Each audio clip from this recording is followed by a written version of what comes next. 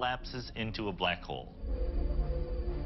A black hole that spins on its axis drags the very space around it into a whirling motion that pulls stars and planets into orbit. Closer in, gravity increases like a riptide. At a boundary called the event horizon, gravity becomes so extreme that nothing can escape being pulled into the heart of the beast and lost forever. Black holes are simple, and yet they have a lot of character. It's almost like they can take on personalities. They can be picky eaters. They can be energetic. And what you're seeing and describing is really how the black hole interacts with the environment. UCLA astronomer Andrea Ghez Looks like it's a Sagittarius star. is an expert on black hole detection. I think it's that one there.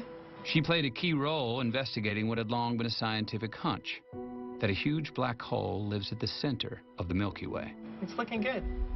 Astronomers knew the heart of our galaxy was buzzing with gas, dust, and millions of stars.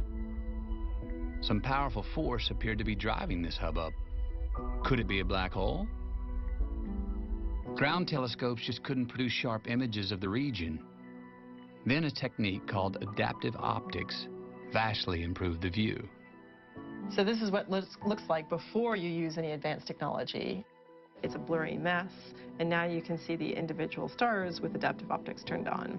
So each point of light here is associated with an individual star. Andrea put that technique to work at the Keck Observatory in Hawaii. This is our roadmap. And she and her team began to track the stars at the center of the Milky Way. And that's the center of our galaxy. The very first year that we took the data was in 1995. Then we go back to the telescope in 96, then we take our second image. And you have two pictures, and you can compare them. Andrea wanted to see if the stars were orbiting a single source of gravity, but stars can take years to complete an orbit. So it was really important that we kept going. And by 2000, we finally started to see the stars curve. In other words, the gravitational influence of the black hole had made those stars go from straight lines to starting to bend. Measurements were precise enough to see that curvature. Year by year, Andrea and her team built their case. This animation represents 20 years of work, and it tells you that there is a black hole and exactly how massive it is. Andrea's painstaking project revealed a monster with more than 400 million times the mass of our sun at the center of our Milky Way. Today, scientists are hunting black holes with new tools.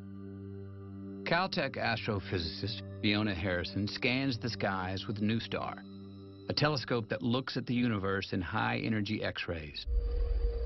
The black hole itself doesn't emit light, but dust and gas falls onto the black holes, and in doing so, it heats up, and it emits X-rays. NuSTAR captures black holes in the process of feasting on matter, and the telescope is spotting them all over the place. It's really only 10, 20 years ago that we thought black holes were rare. We now know that every galaxy, like our Milky Way, has a massive black hole at its heart.